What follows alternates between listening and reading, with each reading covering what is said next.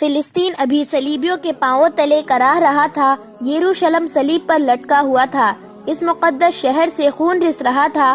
وہاں کے مسلمان جو صلیبیوں کے ظالمانہ استبداد کے شکنجے میں آئے ہوئے تھے، پس رہے تھے، تڑپ رہے تھے اور صلاح الدین ایوبی کا انتظار کر رہے تھے۔ ان تک یہ اطلاعیں پہنچ چکی تھی کہ سلطان صلاح الدین ایوبی فلسطین کی سرزمین میں داخل ہو چکا ہے اور شوبک کا قلعہ مسلمانوں کے قبضے میں ہے۔ یہ ان کے لیے خوشخبری تھی، مگر یہ خوشخبری پیغام اجل ثابت ہوئی۔ صلیبیوں نے شوبک کی شکست کا انتقام یروشلم اور دیگر شہروں اور قصبوں کے مسلمانوں سے لینا شروع کر دیا تھا۔ وہ مسلمانوں کو مردہ کر دینا چاہتے تھے تاکہ وہ جاسوسی نہ کر سکے اور حملے کی صورت میں صلاح الدین ایوبی کی مدد کرنے کی جرت نہ کرے۔ سب سے زیادہ مظالم کرک کے مسلمانوں پر توڑے جا رہے تھے۔ شوبک کے بعد کرک ایک بڑا قلعہ تھا جس پر صلیبیوں کو بہت ناز تھا، ایسا ہی ناز انہیں شوبک پر بھی تھا، مگر ان کے ناز کو سلطان صلاح الدین ایوبی کی نہایت اچھی چال اور اس کے مجاہدین کی شجاعت نے ریت کے ذروں کی طرح بکھیر دیا تھا۔ اب صلیبی کرک کو مضبوط کر رہے تھے، وہاں کے مسلمان باشندوں پر تشدد احتیاطی تبدیل تھی۔ صلیبیوں کو یہ وہم ہو گیا تھا کہ مسلمان جاسوسی کرتے ہیں، چنانچہ یہاں بھی انہوں نے شوبک کی طرح مشتبہ مسلمانوں کو بیگار کیمپ میں پھینکنا شروع کر دیا تھا۔ فلسطین کی فتح ہمارا ایک عظیم مقصد ہے، مگر کرک سے مسلمانوں کو نکالنا اس سے بھی عظیم تر مقدس ہونا چاہیے۔ جاسوسوں کے ایک گروہ کا سربراہ سلطان صلاح الدین ایوبی کو بتا رہا تھا۔ وہ طلعت چنگیز نام کا ایک ترک تھا جو 6 جاسوسوں کو شوبک سے بھاگے ہوئے عیسائی باشندوں کے بحروپ میں کرک لے گیا تھا۔ وہ 3 مہینوں بعد واپس آیا تھا۔ سلطان صلاح الدین ایوبی کو علی بن سفیان کی موجودگی میں وہاں کے حالات بتا رہا تھا۔ صلیبی فوج جو بھاگ کر کرک پہنچی تھی، اس کے متعلق اس نے بتایا کہ خاصی بری حالت میں ہے اور فوری طور پر لڑنے کے قابل نہیں۔ اس ہاری ہوئی فوج نے کرک میں جاتے ہی مسلمانوں کا جینا حرام کر دیا۔ اندھا دھند گرفتاریاں شروع ہو گئی۔ مسلمان عورتوں نے باہر نکلنا چھوڑ دیا۔ جہاں کسی مسلمان پر ذرا سا شک ہوتا ہے، اسے پکڑ کر بیگار کیمپ میں لے جاتے ہیں، جہاں انسان ایسا وحشی بن جاتا ہے جو بول نہیں سکتا، صبح کے اندھیرے سے رات کے اندھیرے تک کام کرتا، سوکھی روٹی اور پانی پر زندہ رہتا ہے۔ ہم نے وہاں زمین دوز مہم چلائی ہے کہ جتنے مسلمان جوان ہیں یا لڑنے کی عمر میں ہیں، وہ یہاں سے نکل کر شوبک پہنچے اور فوج میں بھرتی ہو جائے تاکہ کمک کا انتظار کیے بغیر کرک پر حملہ کیا جا سکے۔ چنگیز ترک نے کہا، ہماری موجودگی میں کچھ لوگ وہاں سے نکل آئے تھے، لیکن یہ کام ایک تو اس لیے مشکل ہے کہ ہر طرف صلیبی فوج پھیلی ہوئی ہے، اور دوسری مشکل یہ ہے کہ اپنے کنبوں خوبصورت عورتوں کو وہ عیسائیوں کے رحم و کرم پر چھوڑ کر نہیں آ سکتے۔ فوری ضرورت یہ ہے کہ کرک پر حملہ کیا جائے اور مسلمانوں کو نجات دلائی جائے۔ اس سے پہلے ایک اور جاسوس یہ اطلاع دے چکا تھا کہ صلیبیوں کی اسکیم اب یہ ہے کہ سلطان صلاح الدین ایوبی اب کرک کا محاصرہ کرے گا تو صلیبیوں کی ایک فوج جو ایک صلیبی حکمران رحمان کے زیر کمان ہے، عقب سے حملہ کرے گی۔ سلطان صلاح الدین ایوبی نے پہلے ہی اپنے فوجی سربراہوں سے کہہ دیا تھا کہ صلیبی عقب سے حملہ کریں گے۔ اس صورتحال کے لیے اسے زیادہ فوج کی ضرورت تھی۔ اس نے چنگیز کو رخصت کر کے علی بن سفیان سے کہا، جذبات کا تقاضا یہ ہے کہ ہمیں فوراً کرک پر حملہ کر دینا چاہیے۔ میں اچھی طرح اندازہ کر سکتا ہوں کہ وہاں کے مسلمان کس جہنم میں پڑے ہوئے ہیں، لیکن حقائق کا تقاضا یہ ہے کہ اپنے صفوں کو مستحکم کیے بغیر آگے ایک قدم نہ اٹھاؤ۔ جرب اس وقت لگاؤ جب تمہیں یقین ہو کہ کاری ہوگی۔ ہم ان عورتوں اور بچوں کو نہیں بھول سکتے جو دشمن کے ہاتھوں ذلیل و خوار اور قتل ہوئے ہیں۔ یہ ہمارے گمنام شہید ہیں، یہ قوم کے عظیم قربانی ہے۔ میں انہی کی آبرو اور انہی کے وقار کے لیے فلسطین لینا چاہتا ہوں۔ اگر میرا مقصد یہ نہ ہو تو جنگ کا مقصد ڈاکہ اور لوٹ مار رہ جاتا ہے۔ وہ قوم جو اپنی ان بچیوں اور بچوں کو بھول جائے جو دشمن کے استبداد میں ذلیل و خوار اور قتل ہوئے، وہ قوم ڈاکوؤں اور رہزنوں کا گروہ بن جاتی ہے۔ اس قوم کے افراد دشمن سے انتقام لینے کی بجائے ایک دوسرے کو لوٹنے اور ایک دوسرے کو دھوکہ اور فریب دیتے ہیں۔ ان میں حاکم قوم کو لوٹتے اور عیش و عشرت کرتے ہیں، اور جب دشمن انہیں کمزور پا کر ان کے سر پر آ جاتا ہے تو کھوکھلے نعرے لگا کر قوم کو بیوقوف بناتے اور دشمن کے ساتھ در پردہ سودا بازی کرتے ہیں۔ وہ اپنے ملک کا کچھ حصہ اور اس حصے کی آبادی نہایت رازدارانہ طریقے سے دشمن کے حوالے کر کے باقی ملک میں اپنی حکمرانی قائم رکھتے ہیں۔ پھر وہ اور زیادہ عیش اور لوٹ کھسوٹ کرتے ہیں، کیونکہ وہ جانتے ہیں کہ دشمن انہیں بخشے گا نہیں۔ یہ عیش چند روزہ ہے، لہٰذا قوم کی رگوں سے خون کا آخری قطرہ بھی جلدی جلدی نچوڑ لو۔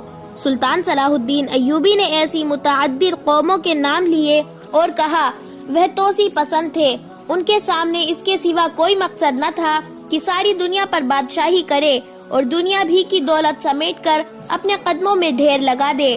انہوں نے دوسری قوموں کی عصمت دری اور ان کی اپنی بیٹیاں اور بہنیں دوسروں کے ہاتھوں بے آبرو ہوئی۔ ان قوموں کے حکمران پرائی زمین پر ہلاک ہوئے اور ان کا نام و نشان کس نے مٹایا؟ ان قوموں نے جو غیرت مند تھی اور جنہیں احساس تھا کہ ان کی زمین کو اور ان کی عصمت کو دشمن کے نے ناپاک کیا ہے اور اس کا انتقام لینا ہے۔ ہم بھی تلوار ہیں، صلیبی بھی ہموار ہیں، لیکن ہم میں فرق ہے۔ وہ دور دراز ملکوں سے ہمارے مذہب کا نام و نشان مٹانے آئے ہیں۔ وہ اس لیے آئے ہیں کہ مسلمان عورتوں کو اپنی گرفت میں لے کر ان کے بدن سے صلیبی پیدا کرے۔ ہم ان کی آبرو کے دفاع کے لیے حملہ ہوئے ہیں۔ اگر ہم کفار کے طوفان کو نہ روکے تو ہم بے غیرت ہیں اور ہم مسلمان نہیں۔ اور اگر اسلام کا دفاع اس انداز سے کرے کہ دشمن کے انتظار میں گھر بیٹھے رہے اور جب وہ حملہ ہو تو اپنے گھر میں اس کے خلاف لڑے اور پھر فخر سے کہے کہ ہم نے دشمن کا حملہ پسپا کر دیا ہے، تو یہ ثبوت ہے۔ ہماری بزدلی کا دفاع کا طریقہ یہ ہوتا ہے کہ دشمن تمہیں مارنے کے لیے نیام سے تلوار نکالنے لگے تو ہماری تلوار اس کی گردن کاٹ چکی ہو۔ وہ کل حملے کے لیے آنے والا ہو تو آج اس پر حملہ کر دو۔ علی بن سفیان نے کہا میرے پاس اس کا ایک ہی علاج ہے کہ محترم نور الدین جنگی سے کمک مانگی جائے اور کرک پر حملہ کر دیا جائے۔ سلطان صلاح الدین ایوبی نے کہا یہ بھی نقصان دہ ہوگا۔ جنگی کے پاس اتنی فوج موجود رہنی چاہیے کہ صلیبی ہمارے عقب پر حملہ کرے تو جنگی ان کے عقب پر حملہ کر سکے۔ میں مدد مانگنے کا قائل نہیں، اس کی بجائے میں یہ بھی کر سکتا ہوں کہ کرک میں چھاپا مار دستے بھیج کر صلیبیوں کا جینا حرام کیے رکھو۔ مجھے امید ہے کہ ہمارے جاسوس چھاپا مار صلیبیوں کی جڑیں چوہوں کی طرح کاٹتے رہیں گے، مگر اس کی سزا وہاں کے بے گناہ مسلمان باشندوں کو ملے گی۔ چھاپا مار تو اپنا کام کر کے ادھر ادھر ہو جائیں گے، وہ ہر قسم کی سختی اور مصیبت جھیل سکتے ہیں۔ ہمارے نہتے بہن بھائی کچلے جائیں گے۔ البتہ اس تجویز پر غور کرو کہ وہاں سے مسلمان کنبوں کو نکالنے کا کوئی خفیہ انتظام کیا جائے۔ حملے میں کچھ وقت لگے گا، ہمیں خاصی بھرتی مل گئی ہے، کرک کے جوان بھی آ گئے ہیں اور آ رہے ہیں۔ میں محسوس کرنے لگا ہوں کہ ہمیں یہاں کے مسلمان باشندوں کے بارے میں اپنی پالیسی میں تبدیلی کرنی پڑے گی۔ صلیبیوں کے محکمہ جاسوسی اور سراغ ثانی کے سربراہ ہرمن نے کہا کہ قلعہ کرک میں چند ایک صلیبی بادشاہ، ان کے فوجی کمانڈر اور انتظامیہ کے حکام جمع تھے۔ وہ جوں اپنی ہاری ہوئی فوج کو دیکھ رہے تھے، ان کی عقل پر غصہ اور انتقام غالب آتا جا رہا تھا۔ وہ شکست کو بہت جلدی فتح میں بدلنا چاہتے تھے۔ ان میں ان کی انٹیلیجنس کا سربراہ ہرمن واحد آدمی تھا جو ٹھنڈے دل سے سوچتا اور عقل کی بات کرتا تھا کہ اس کے صلیبی بھائی کرک کے مسلمان باشندوں کے ساتھ کیسا وحشیانہ سلوک کر رہے ہیں۔ اس نے کہا آپ نے یہی سلوک شوبک کے مسلمانوں کے ساتھ کیا تھا۔ اس کا نتیجہ یہ ہوا کہ انہوں نے وہاں مسلمانوں کے کیمپ سے اس مسلمان فوجی کو بھگا دیا جسے ہم نے خطرناک جاسوس سمجھ کر قید میں ڈال دیا تھا۔ مجھے یقین ہے کہ اسے وہاں کے مسلمانوں نے پناہ دی تھی۔ وہ قلعے کے اندرونی حالات و دفاع کو دیکھ گیا تھا۔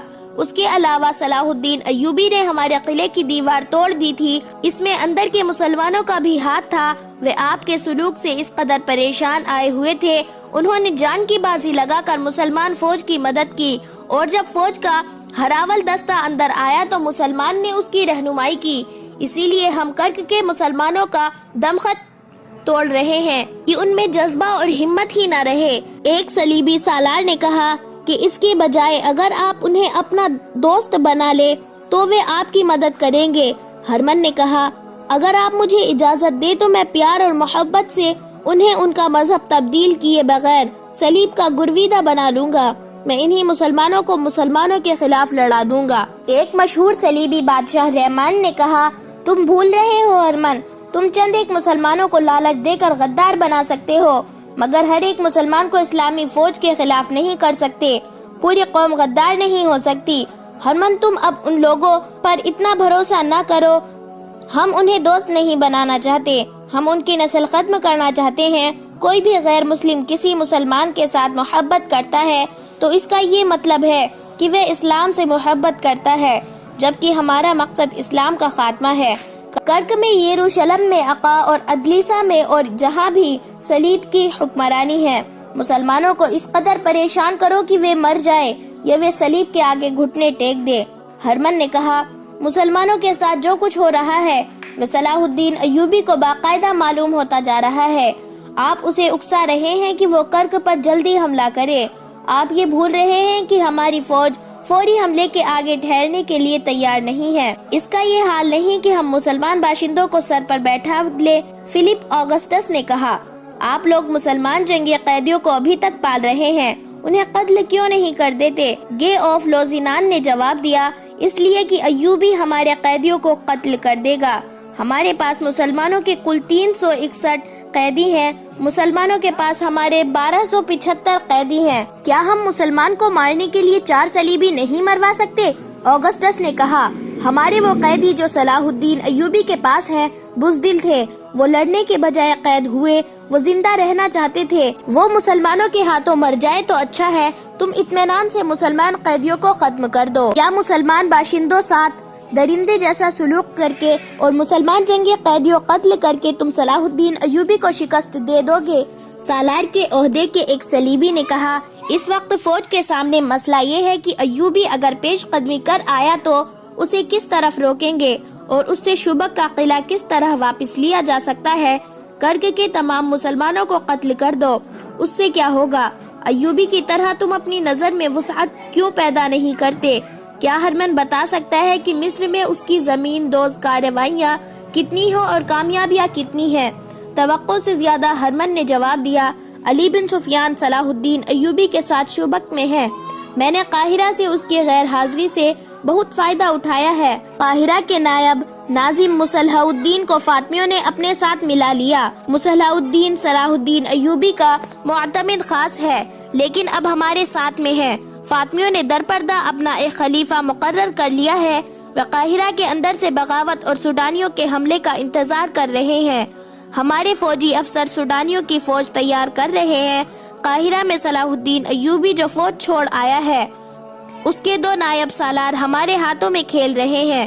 ادھر سے سوڈانی حملہ کریں گے، قاہرہ میں بغاوت ہوگی اور فاطمی اپنے خلافت کا اعلان کر دیں گے۔ تم لوگ یہ بھول رہے ہو کہ صلاح الدین ایوبی اتنا تیز آدمی ہے کہ کرک پر حملہ متولی کر کے قاہرہ پہنچ جائے گا۔ ریمانڈ نے کہا، اسے یہیں رہنے پر مجبور کرنے کے لیے ضروری ہے کہ اسے یہیں الجھا لیا جائے۔ اس کا ایک طریقہ یہ ہے کہ اس کا راستہ روک لیا جائے اور اس کا ایک بھی سپاہی قاہرہ تک نہ جا پہنچے۔ ہرمن نے کہا، مجھے 100% امید ہے کہ قاہرہ میں جو اس کی فوج ہے وہ اس کے کام نہ آ سکے گی۔ میرے آدمیوں نے فوج میں اس قسم کے شقوق پیدا کر دیے ہیں کہ انہیں قاہرہ میں پیچھے چھوڑ کر مال غنیمت سے محروم کر دیا گیا ہے، اور یہ بھی شبک کی سینکڑوں لڑکیاں صلاح الدین ایوبی کے ہاتھ آئی ہے جو اس نے وہاں فوج کے حوالے کر دی ہے۔ میری کامیابی یہ ہے کہ میں نے مسلمان فوجی حکام کے ہی منہ میں افواہیں ڈال کر ان کی فوج میں پھیلائی ہے۔ میں نے ایسے حالات پیدا کر دیے ہیں کہ قاہرہ کی تمام فوج سوڈانیوں کا ساتھ دے گی اور صلاح الدین ایوبی کو بغاوت فرد کرنے کے لیے کہ یہاں سے تمام فوج لے جانی پڑے گی، لیکن یہ فوج اس وقت وہاں پہنچے گی جب قاہرہ ایک بار پھر فاطمی خلافت کی گدی بن چکا ہوگا اور وہاں سوڈان کی فوج قابض ہوگی۔ ضروری نہیں کہ ہم یہاں صلاح الدین ایوبی پر حملہ کریں اور اسے روکیں، ہم اسے بھٹکنے کے لیے کھلا چھوڑ دیں گے، ہم اسے مسلمانوں کے ہاتھوں سے مروائیں گے۔ ہرمن نے زور سے کہا، آپ ابھی مسلمان کی نفسیات کو نہیں سمجھ سکے، یہی وجہ ہے کہ آپ میری بہت سی کارگر باتوں کو نظر انداز کر دیتے ہیں۔ مسلمان اگر فوجی ہو اور اس کے دل میں ٹریننگ کے دوران یہ بٹھا دیا جائے کہ وہ ملک اور قوم کا محافظ ہے تو وہ ملک اور قوم کی خاطر جان قربان کر دے گا۔ دنیا کی بادشاہی اس کے قدموں میں رکھ دو، وہ سپاہی رہنا پسند کرے گا اور قوم سے غداری نہیں کرے گا۔ اگر اسی فوج میں جنسی لذت، شراب نوشی اور عہدے کی خواہش پیدا کر دو تو وہ اپنا مذہب بھی داؤں پر لگا دیتا ہے۔ ہم نے جن فوجی حکام کو اپنے ساتھ ملایا ہے ان میں یہی خامیاں پیدا کی تھی اور کر رہے ہیں۔ مگر فوجی کو غدار بنانا اتنا آسان نہیں ہے جتنا انتظامیہ کے حکام کو ہاتھ میں لینا ہے۔ ہرمن نے کہا، انتظامیہ کے ہر حاکم میں امراء اور وزراء کے صف میں آنے کی زبردست خواہش رہتی ہے۔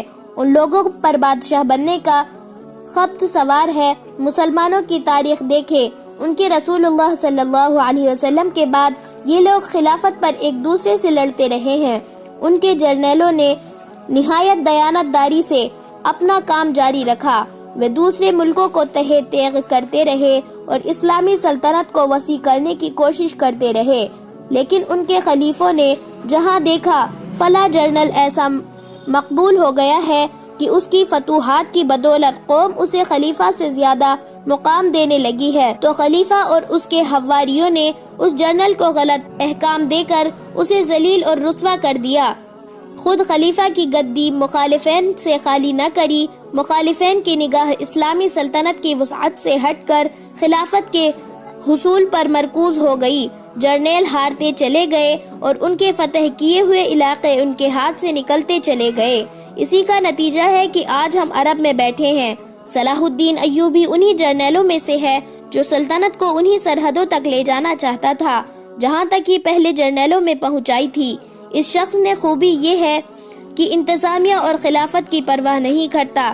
اس نے مصر کی خلافت کو اپنے ارادوں کے سامنے رکاوٹ بنتے دیکھا تو خلیفہ کو ہی معجول کر دیا۔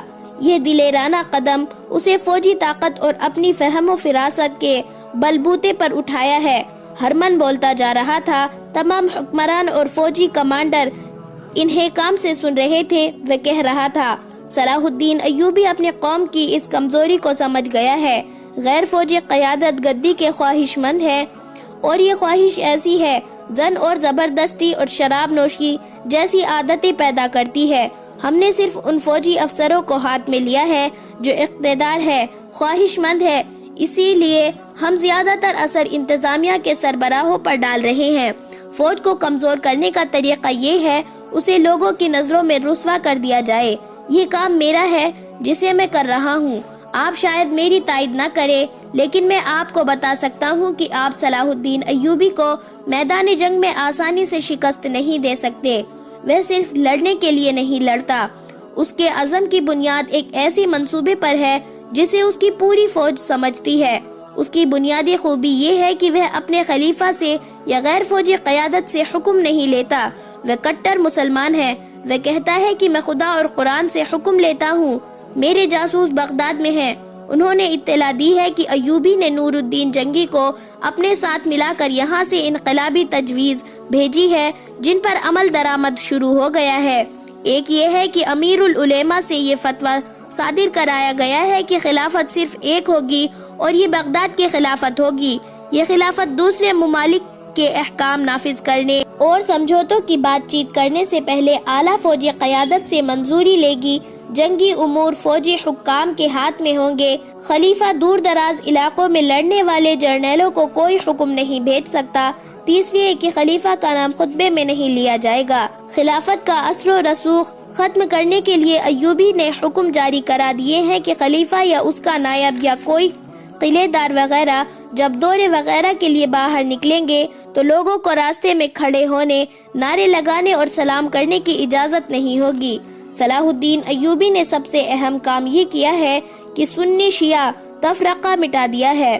اس نے شیعوں کو انتظامیہ میں پوری نمائندگی دے دی ہے اور نہایت پر اثر طریقوں سے شیعہ علماء کو قائل کر لیا ہے کہ وہ ایسی رسمیں ترک کر دے جو اسلام کے منافی ہو۔ صلاح الدین ایوبی نے یہ اقدامات ہمارے لیے نقصان دہ ہیں۔ ہم مسلمانوں کی انہی خامیوں کو استعمال کرنا چاہتے ہیں۔ اب ہماری یہ کوشش ہونی چاہیے جو دراصل جاری ہے کہ مسلمانوں کی انتظامی قیادت کو صلاح الدین ایوبی اور اس کی فوج کے خلاف کیا جائے، صرف آج نہیں ہمیشہ کے لیے۔ فلپ آگسٹس جو مسلمانوں کا کٹر دشمن تھا بولا، ہماری عداوت صرف صلاح الدین ایوبی سے نہیں، ہماری جنگ اسلام کے خلاف ہے۔ ہماری کوشش یہ ہونی چاہیے کہ ایوبی مر جائے تو یہ قوم دوسرا ایوبی پیدا نہ کر سکے۔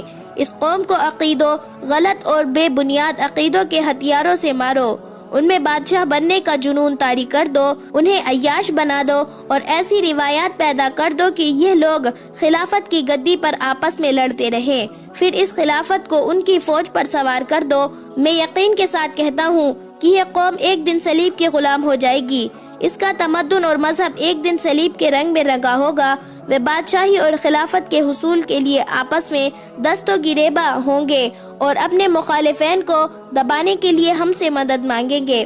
اس وقت ہم میں سے کوئی بھی زندہ نہ ہوگا، ہماری روح دیکھیں گی، وہ حرف با حرف سچ ثابت ہوئی ہے۔ اسلام کی جڑیں کھوکھلی کرنے کے لیے یہودی تمہیں اپنی لڑکیاں پیش کر رہے ہیں، انہیں استعمال کرو۔ یہودیوں کو صرف اس لیے اپنا دشمن سمجھو کہ وہ یروشلم کو اپنا مقدس شہر اور فلسطین کو اپنا گھر سمجھتے ہیں۔ انہیں کہو کہ فلسطین تمہارا ہے، آخر میں یہ خطہ ہم تم کو ہی دے دیں گے، ابھی ہمارا ساتھ دو۔ لیکن یہ احتیاط ضرور کرنا کہ یہودی بہت چالاک قوم ہے، اسے جب تمہاری طرف سے خطرہ نظر آیا تو تمہارے ہی خلاف ہو جائے گی۔ اس کی دولت اور اس کی لڑکیاں استعمال کرو، اس کے عوض انہیں فلسطین پیش کرو۔